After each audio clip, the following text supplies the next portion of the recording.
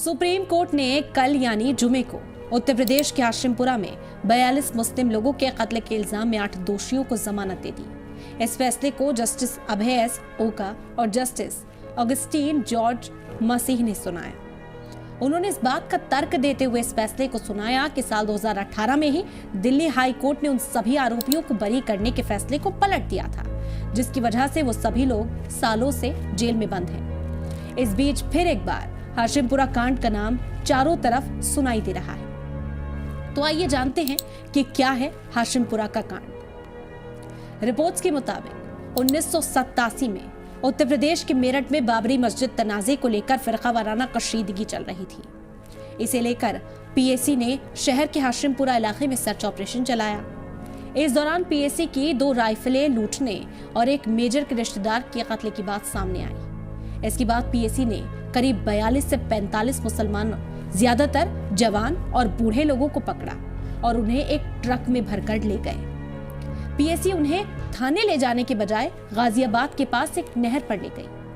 वहां पीएसी के जवानों ने उन सभी मुसलमानों को गोली मार दी। कुछ लाशों को गंगा नहर में बहाया गया, बाकी को हिंडन नदी में फेंक दिया गया। इस कांड में 38 लोगों के घर उजड़े थे। इनमें किसी का शौहर, किसी का वालिद, किसी का बेटा और किसी का भाई हलाक हो गए थे। ज्यादातर की तो लाशें तक नहीं मिली। सिर्फ 11 लाशों की पहचान हो पाई उनके रिश्तेदारों के जरिए। हालांकि 5 लोग बच गए थे। गोलीबारी के दौरान उन्होंने मरने का नाटक किया और पानी से तैरकर फिर वो दूर निकल गए।